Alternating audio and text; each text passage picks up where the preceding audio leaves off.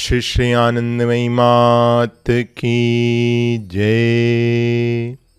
There was a solar eclipse on that particular Posh Sakranti, January 14th, 1926. All those who used to frequent Shahabag were eager to have Kirtan that day. The owner of the gardens did not like too many people gathering there and constantly endeavored to prevent that from happening. Anyway, when Jogesh Babu came to Shahabag, he was told of the plan and he approved. Arrangements began to be made for the Kirtan and for a bhog of khichdi and mishthan. Kirtan started at about 9 or 10 in the morning. I was applying vermilion on woman's forehead when gradually this body began to go numb, sank to the ground and began to roll on the floor in such ecstasy that the container of vermilion slipped from her fingers. Then she rose slowly and stood on her toes with her arms raised, head tilted back so far that it touched her back, and her eyes fixed upwards. A little later, she began to move in that posture without any awareness of direction, completely oblivious as to whether her clothes were in place. There was complete consciousness within, but no expression of it outwardly. She was filled with divine ecstasy and danced as if intoxicated, just as flames leap skywards when the lid of the container in which they are kept is suddenly lifted. It was a dance totally out of this world, impossible to describe. Still dancing, she reached the place where the kirtan was being held and began to roll on the floor like a piece of cloth whisked along by a gale. No one could stop her, for trying to do so was like attempting to hold on to the wildly swinging branches of a tree during a powerful storm.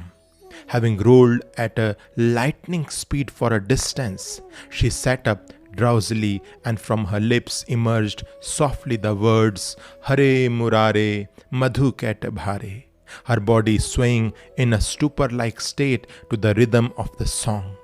Watching her, Pramath Babu too went into a trance and began to perform arti before this body, while tears flowed freely from his eyes.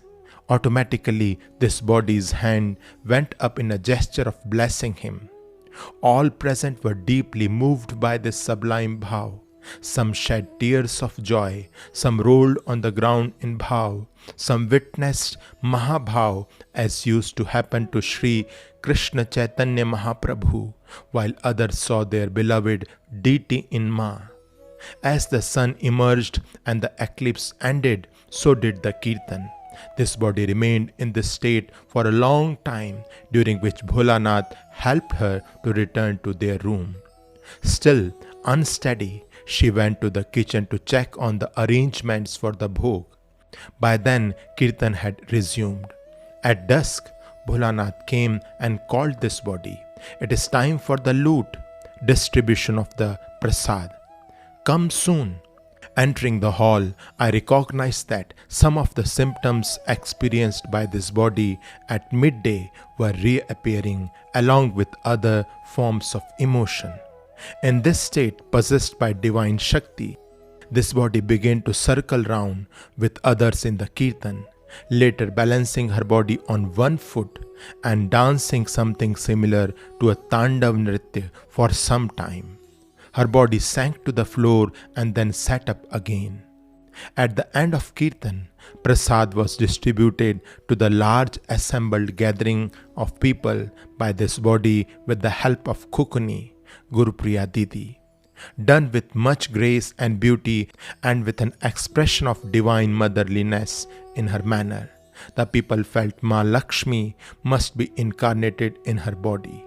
Many realized that day that this body was but a vehicle for the infinite grace of God.